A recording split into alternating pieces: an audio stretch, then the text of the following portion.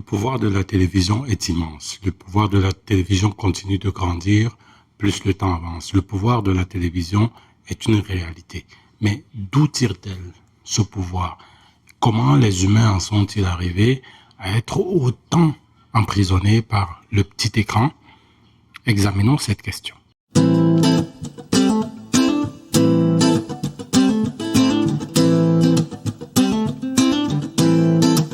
Il y a quelques jours, j'ai posté une vidéo qui parle de la télévision et du pouvoir que la télévision a sur la vie des gens, au point de devenir un outil que les politiques utilisent pour pouvoir retourner la mentalité des gens.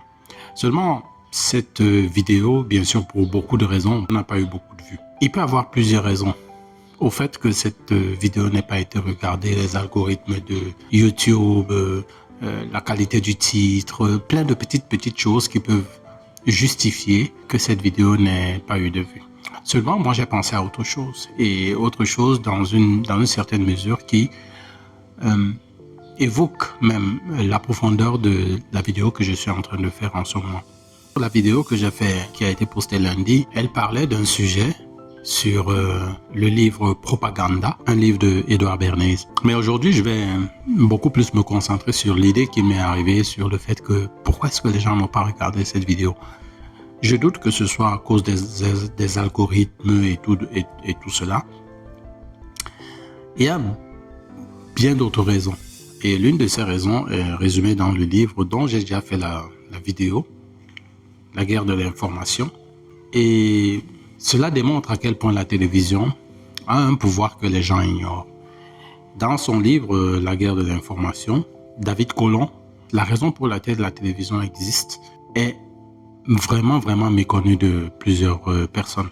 Au tout premier chapitre de son livre, la stratégie américaine en matière de communication repose sur le concept militaire de domination informationnelle que l'armée américaine définit dans le manuel de campagne en 1996 comme, je cite, le degré de supériorité de l'information permettant d'utiliser les systèmes et les capacités d'information pour obtenir un avantage opérationnel dans un conflit ou pour contrôler la situation dans des opérations hors guerre tout en refusant ses capacités à l'adversaire. Le livre que David Colon cite s'intitule Information Operations, FM 106, Washington DC Headquarters Department of the Army, en août 1996 à la page 10. Déjà, le premier point que je note de cette information que nous livre Michel Colon, pas Michel Colon, David Colon, c'est que il s'agit la télévision et l'information diffusée dans la télévision, c'est une stratégie de guerre, une stratégie militaire.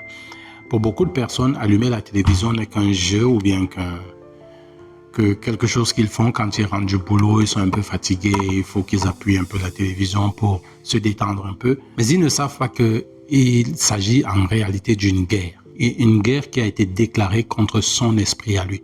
Le simple fait d'allumer la télévision démontre à quel point les gens ont perdu la guerre d'avance. Parce que le livre de Michel Colon s'intitule « La guerre de l'information » et la plupart de ces informations circulent au travers des médias entre guillemets officiels. Et donc ces médias officiels ont déclaré une guerre à votre esprit, une guerre que la plupart ignorent. Et ici, le document américain démontre que nous sommes réellement dans une stratégie de guerre. Combien de personnes en ont conscience? Très peu. Et voilà une des raisons pour lesquelles la vidéo que j'ai faite n'a pas eu beaucoup de vues. Parce que beaucoup de gens ne sont pas conscients que la télévision est un outil de guerre contre leur esprit. La deuxième raison, je l'ai pris un peu plus loin dans un autre livre dont j'ai déjà fait une vidéo ici. Il s'agit du livre du Dr Paul Focam, d'intelligence économique. Et la vidéo s'affiche quelque part, vous pouvez aller la regarder. Je n'ai jamais fait un résumé de ce livre. Cet extrait que nous allons lire va vous montrer à quel point les personnes n'ont pas regardé cette vidéo à cause d'une autre raison. Voici ce que le docteur Paul Focam dit à la page 17 de son livre. Du coup, celui qui veut conditionner l'imaginaire des masses et conditionner les visions du monde n'a qu'à moduler l'information, soit pour diffuser celle qui lui importera, soit pour collecter celle dont il a besoin pour avancer dans la réalisation de ses objectifs. Beaucoup de personnes, une fois de plus, ignorent que la façon dont nous voyons le monde, la façon dont nous observons le monde, la façon dont nous interprétons les événements qui nous sont présentés à la télé est automatiquement biaisé par celui qui nous offre l'information. Il a déjà manipulé l'information au départ. Il a déjà conditionné les masses à se comporter d'une certaine façon vis-à-vis de l'information qu'il donne. Et ce conditionnement, il se voit beaucoup dans ce que Paul Focam décrit à la page 22. Écoutez bien, et ça se retrouve beaucoup dans nos familles en Afrique, au Cameroun particulièrement. Écoutez bien ce qu'il dit. Avec le groupe télévision France Monde, la France dispose d'un instrument de soft diplomatie. RFI, TV5 Monde et enfin France 24 créé en 2006 ne sont pas des médias comme les autres. Ils sont passés sous la férule du ministère des Affaires étrangères au même titre que les diplomates qui sont envoyés dans les pays pour vendre la grande France et les lobbyistes qui ont pour vocation d'identifier les sources de décision et de peser de tout leur poids pour les infléchir dans une direction précise. Et voici le point intéressant. Dans les ménages africains, affinité linguistique oblige, France 24 et RFI sont consommés avec beaucoup d'appétit. À force d'habileté et de finesse, les informations qu'ils diffusent sont parfois prises pour parole d'évangile. Donc, pour ce cas précis, l'imaginaire des personnes a déjà été conditionné d'une façon à ce que lorsqu'une information vient de telle ou telle source, elle est automatiquement vraie et ne souffre d'aucune contestation. Littéralement pris pour parole d'évangile. Ça peut être l'une des raisons sous-jacentes mais invisibles qui justifie pourquoi est-ce que la vidéo que j'ai faite pour dénoncer pourtant ce gouvernement invisible caché derrière n'a pas eu suffisamment de vues. Parce que il a suffisamment pris de l'avance dans la guerre de l'information et il est beaucoup plus implanté que les gens ne veulent eux-mêmes l'admettre dans leur cas à eux précisément. Une troisième raison que j'ai vue, et ça je l'ai vu, je l'ai choisi dans le livre des remèdes naturels qu'ils ne veulent pas que vous sachiez. Alors vous allez me demander mais quel rapport avec la télévision? Il y a un rapport assez intéressant, c'est que la télévision, l'effet que la télévision a sur les gens est un effet particulier. Ce n'est pas parce que les gens ne se rendent pas compte de cet effet que cet effet n'existe pas. C'est un effet nocif, c'est un effet dangereux et c'est un effet qui, à mon avis, est une autre raison pour laquelle les gens n'ont pas suffisamment regardé la vidéo que j'ai postée. Écoutez bien ce qu'il dit ici là. Le chapitre Pourquoi sommes-nous malades à la page 102. Voici ce qu'il dit. Il explique pourquoi nous sommes malades. Comprenez bien. Les ordinateurs, la télévision et la radio. Lorsque ces unités sont activées, elles émettent de grandes quantités d'énergie électromagnétique négative. La télévision a un impact sur notre santé. Nous n'en sommes pas forcément conscients, mais elle a cet impact. Et voici l'impact particulier dont je suis en train de parler. L'une des raisons pour lesquelles nous sommes malades, d'après ce livre, c'est à cause du stress et des pensées stressantes que nous avons dans notre esprit. Maintenant, regardez l'enjeu. Nos pensées sont négatives en raison des images que nous voyons à la télévision, dans les magazines, dans les journaux et dans les films. Les sons que nous entendons n'améliorent pas la vie non plus, mais ont un effet puissant, néfaste sur notre physiologie, faisant passer le pH de notre corps, le potentiel d'hydrogène de notre corps, de l'alcalin à l'acide. Non seulement la télévision a un effet sur notre santé physique, qui forcément n'est pas visible par la plupart, ou bien n'est pas ressenti d'une certaine façon, mais il existe.